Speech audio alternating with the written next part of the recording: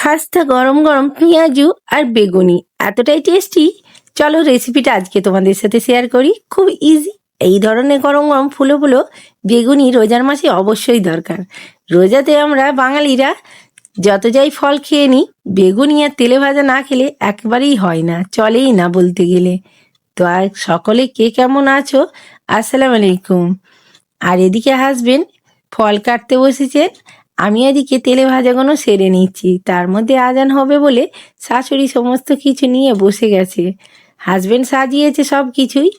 এইভাবে শাশুড়ি জল ঢেলে দিচ্ছে আর সকল মিলে ইফতারি করতে শুরু করেছে। আমাকে হাজবেন্ড ডাকাডাকি করলেও আমি বলছি আগে আমি বেগুনিগুলো ছেঁকে নিই, তারপর খাবো। আমাকে একটা প্লেট দিয়ে দিয়েছে কিচেনে, আমি খাচ্ছি, এদিকে বেগুনিও ছাড়ছি। সকলকে রমজান মোবারক। রমজানের জন্য সবাইকে শুভেচ্ছা রইল। সবাই ভালো থেকো, সুস্থ থেকো, আর অনেক অনেক ইবাদত করো। এটা রহমত বরকতের মাস। এই মাসে কোনো কিছুর হিসাব নাই যদিও, আর সমস্ত কিছু অপর্যাপ্ত হয়। আল্লাহ এতটাই বরকতময় এই মাসটাকে রেখেছে, তো খুবই বরকতীয় মাস আর খুবই ভালো লাগে। রমজান মাস এলে পরে খুবই ভালো লাগে ভীষণ, কারণ সকলে বসে একসাথে যেভাবে খাওয়া দাওয়া হয় সন্ধ্যার দিকে, এটা অন্য কোনো মাসে এই ধরনের হয় না কিন্তু, তাই না ফ্রেন্ডস? তো এরা ইফতারি করছে, আমাকে ডাকাডাকি করছে। আমি বললাম না, তোমরা আগে খাও, আমি এদিকে বানাই তারপরে খাবো।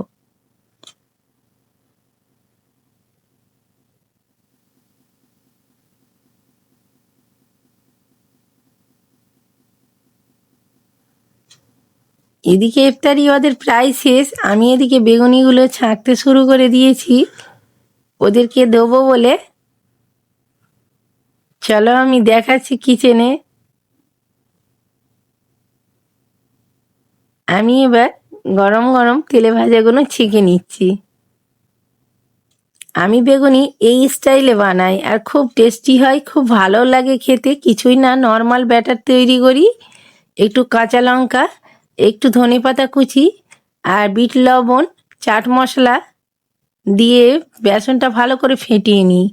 আধ ঘন্টা আগে ফাটিয়ে রেখে দিলে আর বেগুনটা কেটে ফ্রেশ করে ধুয়ে লবণ হলুদ মাখিয়ে রাখলে খুবই এই ধরনের খাস্তা মুচমুচে আর খুব কারারি একদম ভালো বেগুনি তৈরি হয়।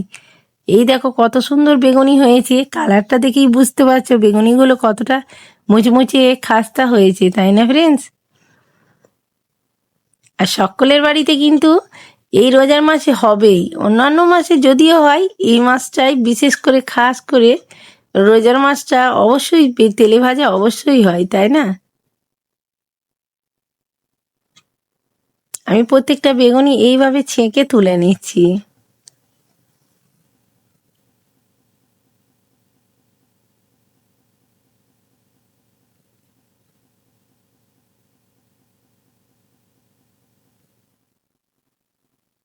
বেগুনিগুলো ছাঁকা হয়ে গেলে ওই ব্যাটারের মধ্যে পেঁয়াজ, ধনেপাতা, মরিচ আর লবণ সামান্য দিয়ে আমি ভালো করে পেঁয়াজু করে নেব।